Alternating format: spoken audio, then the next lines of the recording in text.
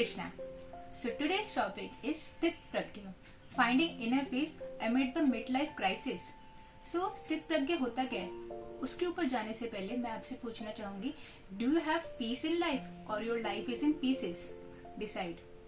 So most of the people I met have pieces in life rather peace in life. और उसके reasons बहुत कुछ हो सकते हैं. उनकी लाइफ में डिप्रेशन है, एंग्जाइटी है, फियर ऑफ फेलियर है. ये सारी चीजों को लेके वो कैसे भी लाइफ में पीस अटेन कर सकते हैं. So yes, this video is all about to attain peace in life. स्थित प्रज्ञ. स्थित प्रज्ञ का अर्थ क्या होता है? ये दो शब्दों से मिलकर बना है, स्थित और प्रज्ञ. स्थित का अर्थ होता है बैलेंस और प्रज्ञ का मतलब होता है बुद्धि. जिसकी बुद्धि जो है वो स्थित है यानी बैलेंस है. जो यश अपयश, दुख सुख, अच्छा बुरा, राग और विराग, इन सबसे अनअटैच होता है. इनके ऊपर कोई, इसके ऊपर कोई अटैचमेंट नहीं होती.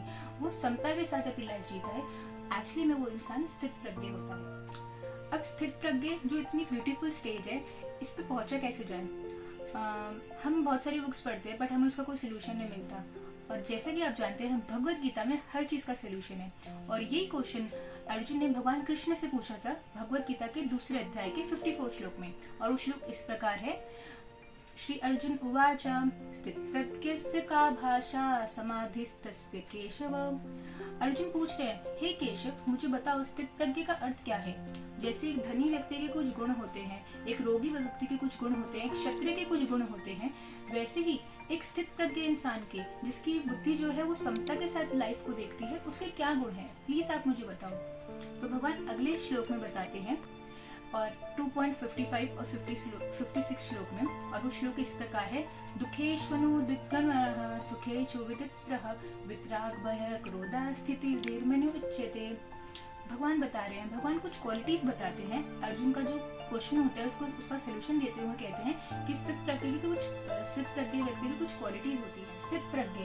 अब स्थित प्रज्ञ व्यक्ति के लक्षण क्या होते हैं? तो पहला लक्षण है कि वो अपने सेंसेस को कंट्रोल करके रखता है. हमारी जो सेंसेस है, जो भगवद गीता में बताया गया, वो विषैले सर्प की तरह होती है, जो इधर उधर लोगों को और अपने आप को डसने के लिए हमेशा रेडी रहती है. वो हमेशा सेंस ग्रेटिफिकेशन चाहती है. बट एक धीर इंसान, एक स्थित प्रज्ञ इंसान एक सपेरे की भांति उन्हें संभालता है.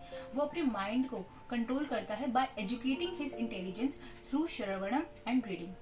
सेकेंड लक्षण जो है एक धीर इंसान के, एक स्थित प्रज्ञ इंसान के, वो है ही सरेंडर टू कृष्णा. वो एक्सेप्ट करता है कृष्णा मेरी लाइफ में जो भी लेकर आ रहा है वो उसको प्रसाद समझ के ग्रहण करता है और समता के साथ अपनी लाइफ जीता है.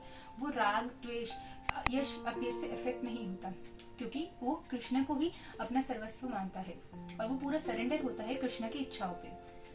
और थर्ड है, और जो फोर मोस्ट इम्पोर्टेंट है, वो है he is not affected from the fear of failure. आजकल हम देखते हैं, हम चाहे अपनी कॉर्पोरेट लाइफ में हो, अपनी स्टूडेंट लाइफ में हो, अपनी कोई भी लाइफ की कोई भी स्टेज पे हो, हमें हमेशा डर रहता है कि यार मैं फेल हो जाऊंगा तो क्या होगा.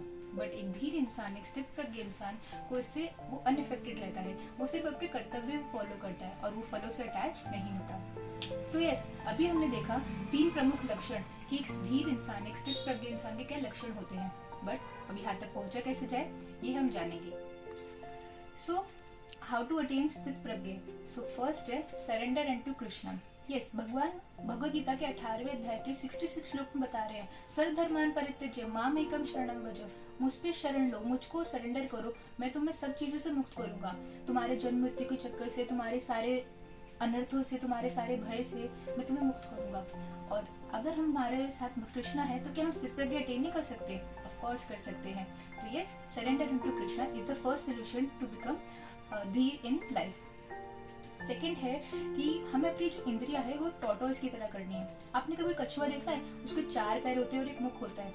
जब भी कोई एक बड़ा जानवर या कोई बड़ा डेंजर उसके सामने आ रहा होता है, वो सिंपली अपनी इंद्रियों को, सिंपली अपने हाथों को और अपने मुंह को उस शेल के अंदर रख लेता है और अपने आप को पूरा फुली पैक कर लेता है. और क्या करता है, वो कोशिश नहीं करता है मैं इनसे फाइट करूंगा, वो अपना टाइम वेस्ट नहीं करता. वो क्या करता है, एक धीर इंसान की तरह अपनी इंद्रियों को ही, अपने हाथों को ही संकुचा लेता है. उसी प्रकार जो एक स्थित प्रज्ञ इंसान है वो अपनी सेंसेस को कंट्रोल करता है by engaging in service of Krishna. Yes, वो अपनी आंखों को इस्तेमाल करता है, अपने नेत्र को इस्तेमाल करता है कृष्ण के ब्यूटीफुल दर्शन करने के लिए. हाथों का इस्तेमाल करता है मंदिर को मार्जन करने के लिए. अपने कर्ण इंद्रियों को इस्तेमाल करता है भगवान की कथा श्रवण करने में. और ऐसे जब अपनी बॉडी के सारे पार्ट्स को भगवान की सेवा में इस्तेमाल करता है, वो स्थित प्रज्ञ को अटेन कर सकता है. और थर्ड जो सोल्यूशन है वो है by following shastras, by reading shastras.